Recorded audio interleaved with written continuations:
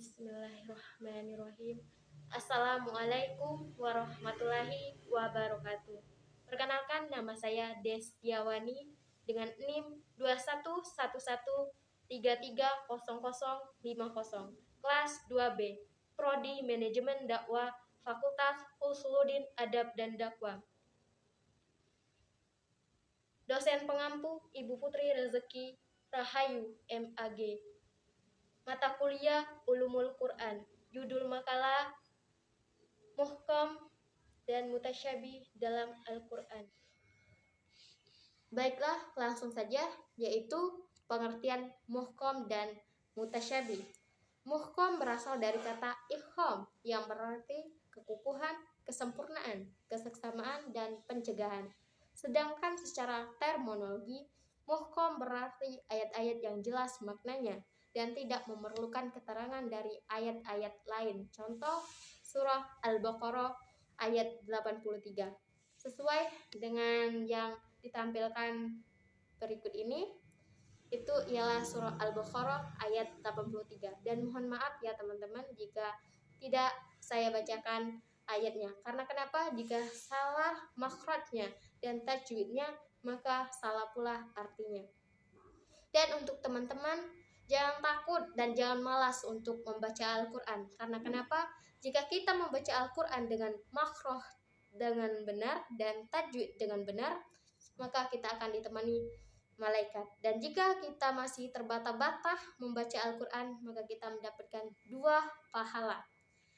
Wallahu a'lam bishawab. Wallahi insyaallah. Selanjutnya, 2. Al-Mutasyabih.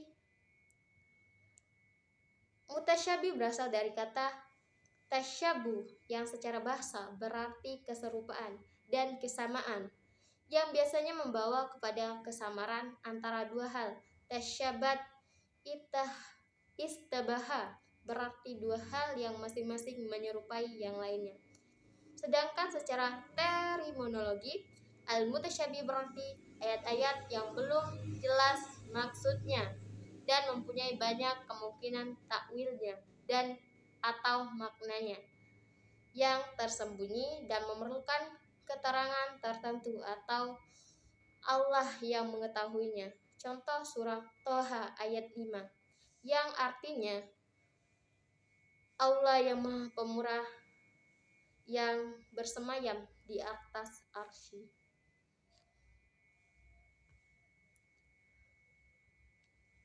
Selanjutnya,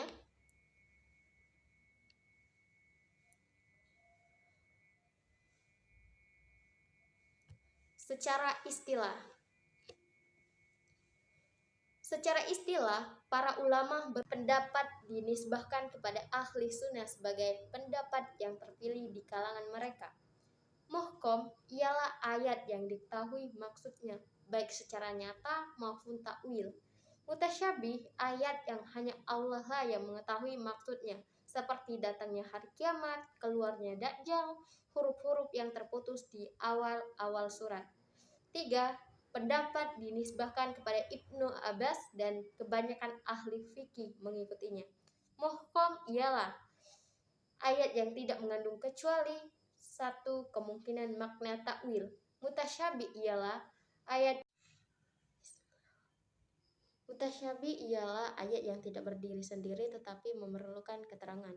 5. Pendapat ini dinisbahkan kepada Imam Al-Haramain.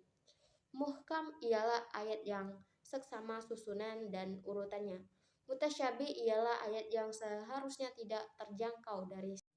Selanjutnya, 6. Pendapat Al-Tibi. Muhkam ialah ayat yang jelas maknanya dan tidak masuk kepada iskal kepelikan.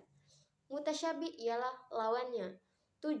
Pendapat dinisbahkan kepada Imam Al-Razi dan banyak peneliti yang memilih. Muhkam ialah ayat yang ditunjukkan makna kuat, yaitu lafal Al-Quran nas dan lafal zahir sunnah. Sedangkan mutasyabih ialah ayat yang ditunjukkan maknanya. Itulah tadi sebagian dari pendapat Al-Zaqarni. Selanjutnya ialah Muhkam mutasyabi terjadi banyak perbedaan pendapat. Yang terpenting diantaranya sebagai berikut. Muhkam adalah ayat yang mudah diketahui maksudnya, sedangkan mutasyabi hanya Allah lah yang mengetahui akan maksudnya. Muhkam adalah ayat yang dapat diketahui secara langsung, sedangkan mutasyabi baru dapat diketahui dengan memerlukan penjelasan ayat-ayat. Next, yaitu sikap ulama terhadap ayat-ayat mutasyabi dan ayat-ayat muhkam. Menurut Al-Zoqarni, ayat-ayat mutasyabi dapat dibagi 3 macam. 1. Ayat-ayat yang seluruh manusia tidak dapat mengetahui maksudnya, seperti pengetahuan tentang zat Allah dan hari kiamat, hal-hal goib, hakikat dan sifat-sifat zat Allah. Sebagaimana firman Allah dalam surah An-Na'am ayat 59 yang artinya selanjutnya yaitu mengenal ayat-ayat berhubungan dengan sifat-sifat Allah. Pendapat ulama terbagi kepada 2 mazhab. 1. Mazhab salaf, yaitu mazhab yang mempunyai dan mengimani sifat-sifat Allah yang mutasyabih dan menyerahkan hakikatnya kepada Allah Subhanahu wa taala. 2. Mazhab khokhab, yaitu ulama yang menakwilkan lafal yang maknanya lahirnya mustahil kepada makna yang baik bagi zat Allah. Contohnya, mazhab ini mengartikan mata penguasaan Allah, tangan diartikan kekuasaan. Selanjutnya yaitu ayat-ayat mutasyabihat yang maksudnya dapat diketahui oleh para ulama tertentu dan bukan semua ulama. Maksud yang demikian adalah makna-makna yang tinggi yang memenuhi hati seseorang yang jernih jiwanya dan mujahid, sebagaimana disyaratkan oleh Nabi dengan doanya bagi Ibnu Abbas. Artinya, ya Tuhanku, jadikanlah seseorang takwil. Selanjutnya yaitu faktor-faktor adanya muhkam dan mutasyabih disebabkan tersembunyinya apa yang maksud oleh syar'i Allah Subhanahu wa taala dalam kalimat ayat tersebut. Kadang-kadang ia terdapat dalam lafaz atau kata. Dari penjelasan materi-materi sebelumnya telah saya sampaikan, tibalah kita ke penghujung materi, yaitu kesimpulan. Dari materi-materi yang telah saya sampaikan, kesimpulannya ialah dari uraian ayat-ayat muhkam dan mutasyabihi sebelumnya dapat dipahami sebagai berikut. Muhkam adalah ayat yang sudah jelas maksudnya ketika kita membacanya. Sedangkan ayat mutasyabihat adalah ayat-ayat yang perlu ditakwilkan, dan setelah ditakwilkan baru kita dapat memahami tentang maksud ayat. Ayat mutasyabihat adalah merupakan salah satu kajian dalam ilmu Al-Quran yang para ulama menilainya dengan alasan masing-masing, seperti ulama tafsir, mazhab salaf, mazhab khalaf, dan ulama ahlul bait. Itulah tadi materi-materi yang telah saya sampaikan.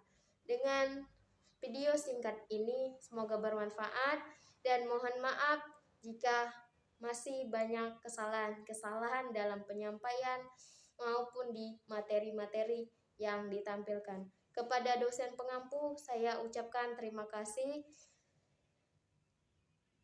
dan teman-teman yang telah menyaksikan saya ucapkan terima kasih. Dan saya mohon maaf atas kehilafannya, kepada Allah saya mohon ampun. Wabillahi taufik wal hidayah.